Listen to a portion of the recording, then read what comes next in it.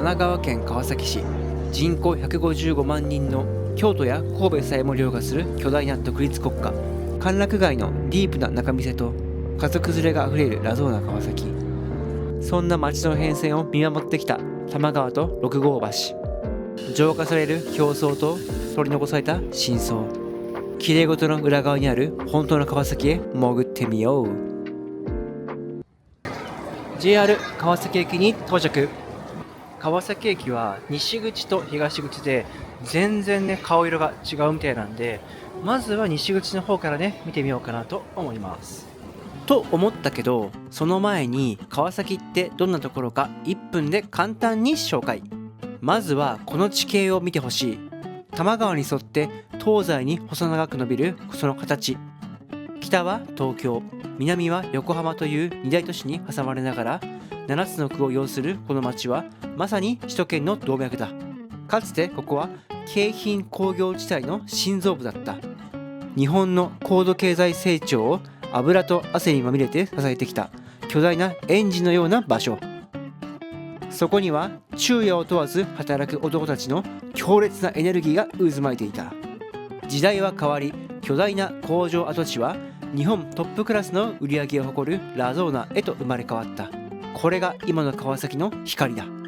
だがかつて労働者たちの夜を受け止めてきた欲望の受け皿は今もその熱を帯びたまま街の深層に残っている。工場が消えても人の業は消えない。それがこの街に影が色濃く残る理由だ。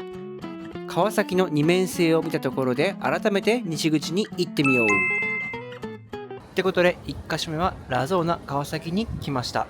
この黄色い建物とオレンジ色の建物がランドマーク。そしてその奥には東証のビルがあるね。ここラゾーナ川崎は2006年にオープンした商業施設。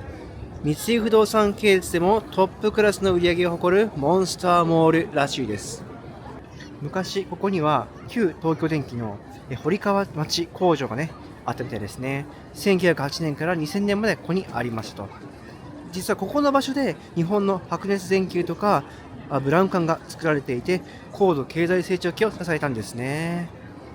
子連れがめっちゃ多くて、週末ね川崎に住んでる人はみんなここに来るんだろうね。ショッピングモールの店内だけども、正直これさ海外と変わんないよね。一緒だなって見えました。そしてこの広場の向かい側にはありました、ラゾーナ出雲大社があります。ここラゾーナ出雲大社は東芝の工場の安全祈願で作られた神社だそうですね。すでに工場はないんだけれども、この神社だけが残っている。そしてその後ろに見えるのが東芝。時代の移り変わりを感じてエモいね。それにしても川崎って今こんなに綺麗になってるんだね。もっと混沌としたイメージがあったけど全然違うわ。地図があったので、ね、エリアを見てみると、川崎駅の西側にはラゾーナ川崎プラザがあって、で東側に行くとこの辺りにチンチタ通りか、イギリスじゃなくてイタリア風の街の様相を再現したようなエリアがあって、その上ら辺に仲見世通りがありますね。ここら辺がレトロな感じだね。なってるので、ここが確か旧中山道かなという感じのね、歴史を感じる場所もあるので、この辺りもね回ってみますね。ということで、ここがアゼリア、地下にお店が広がっています。マップはこんな感じ。すごいね、歌舞伎町新宿の地下街ぐらい広いんじゃないみたいな感じ。結構な規模があります。駅の地下エリアなのにこういった鉄道模型のお店があるって珍しいね。そしてここが中心エリアだけども、中心エリアに店が密集しているというよりも放射状かな、周りにたくさんね店舗があるような形をしてますね。出店している店舗を見るとおしゃれな雰囲気のお店がたくさんあるね。けれどもここの丸福コーヒー店、おしゃれな雰囲気してるけども、実は創業昭和9年。昔ながらのお店も姿を変えて営業してるんだね。新旧一体になってる感じいいね。そしてここにあるのが世界一短いエスカレーター、プチクリ。段差はなんと5段。はい、上に着きました。めちゃくちゃ短い。にしても本当に短い。これ必要なの？これ本当はこの手前の部分からエスカレーターにしようっていう計画だったんだけれども、技術的にそれが難しかったらしく、今の形になったそうです。せっかくなんでもう一回乗ります。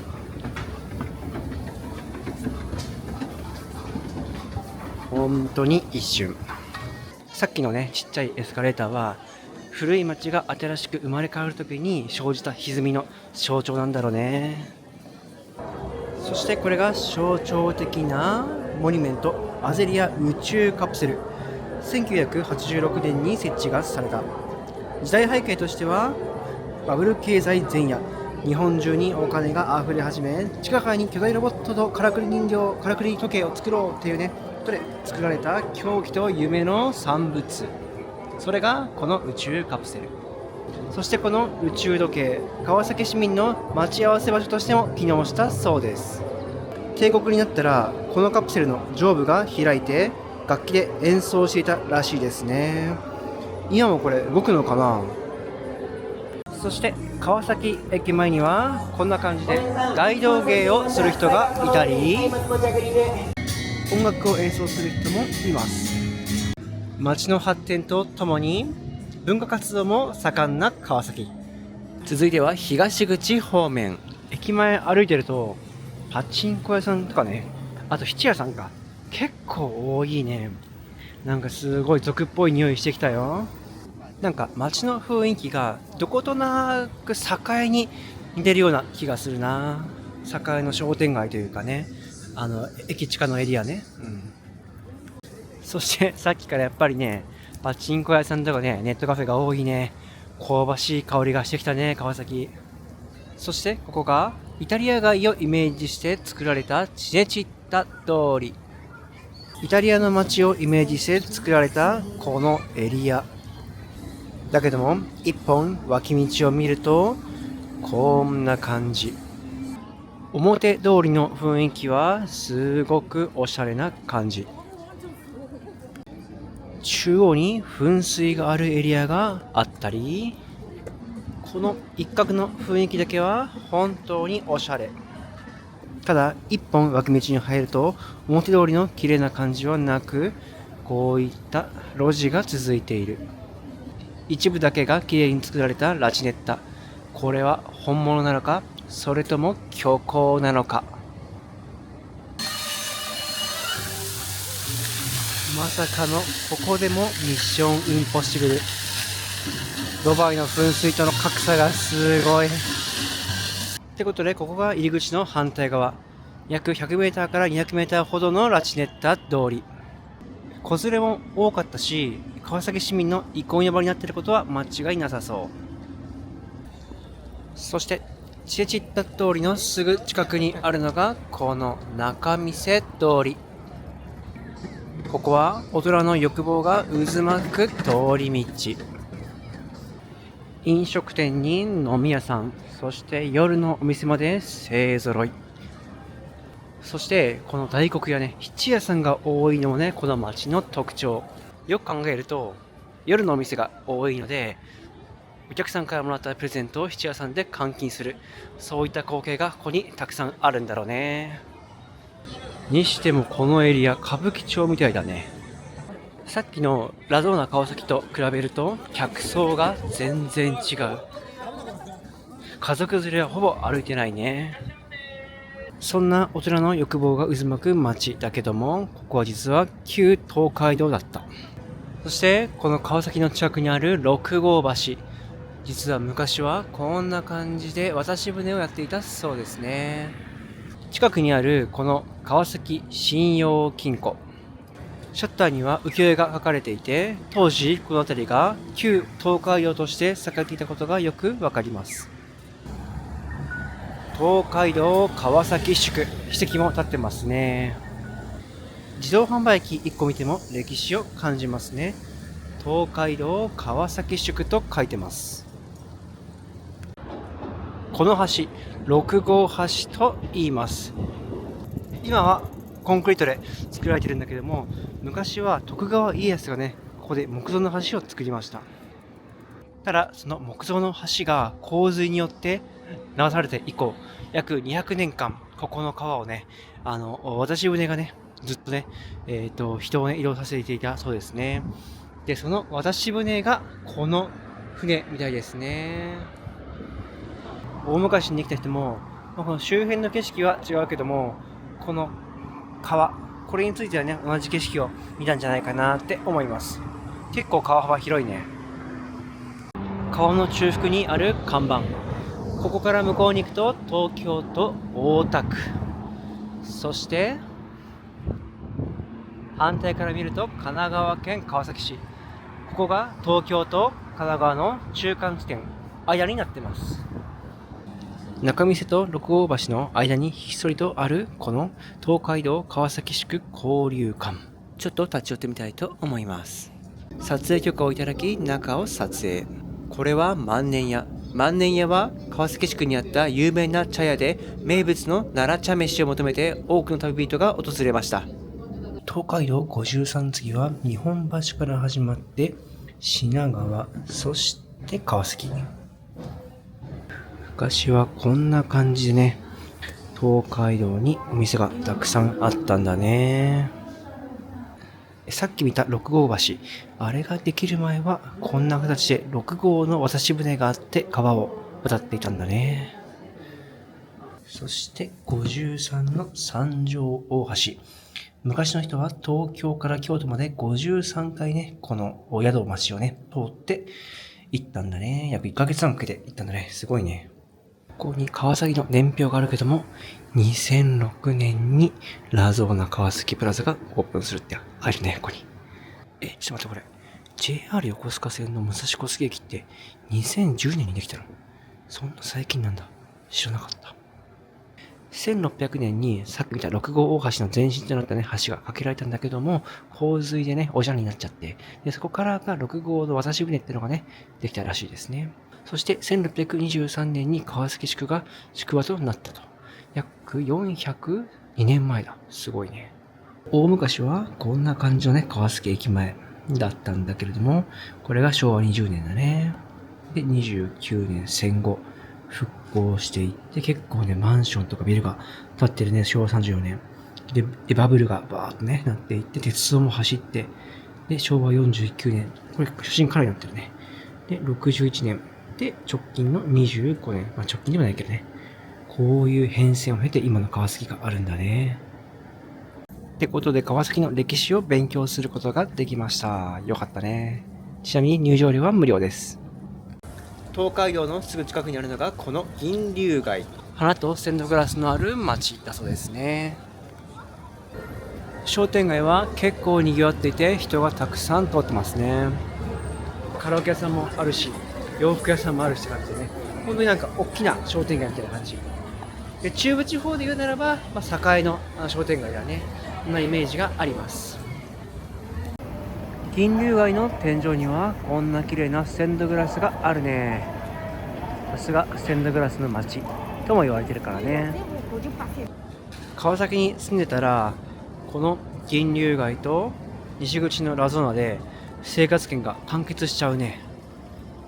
こういった裏のエリアもあるんだね。ラゾーナ川崎が表の川崎だとしたら、ここが裏の川崎だね。はい、今ここ電脳空論場の跡地ですね。昔ここにね、大きいね、ゲームセンターみたいなね、場所があったんですよ。今もう何もないんだ。昔はよくここのゲームセンター、電脳空論場で遊んだけどね、何もないんだね。いや、つわものどもは夢の後だね、ほんと。悲しいね。調べたら、2019年に閉業しているらしいですね。もう6年前、7年前か、亡くなったの。結構前に亡くなってたんだね。街の景色も変わってくね、だんだん。うわ、懐かしい。ルフロンじゃん。これ学生の頃よく来たな、ここのエリア。懐かしいな。餃子の王将まだあったんだ。ここはもう就活の時に立ち寄ったの覚えてんな。懐かしい。エモいね。っってことで最後はこの丸福コーヒー店に戻ってきました。ここで一杯ねコーヒー飲みましょう。いろいろメニューがあるけれども、ホットケーキが有名らしいんでこれを注文。そして甘いホットケーキにはブラックコーヒーってことで来ました。ホットケーキとコーヒー、見た目だけでわかる。これはねシンプルで絶対に美味しい。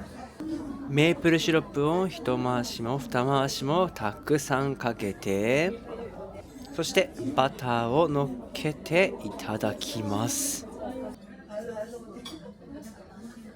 これが美味しい美味しい。しかもブラックコーヒーとねめちゃくちゃ合います。このホットケーキ最近流行りのふわふわじゃないんですよね。銅板で1枚ずつ焼かれた、表面はサク中はしっとりしたこのこびない硬さがいいんですよね。流行を追わない昭和9年から続くこの黄色い生地、開発で川崎の景色は変わってもこの味だけはずっと川崎の地下で僕たちを待ってくれている気がします。ということでごちそうさまでした。30分ほど滞在したけどもまだ列ができてる。さすが大人気店だね、丸福コーヒー店。美味しかった。ということで川崎を見てきました。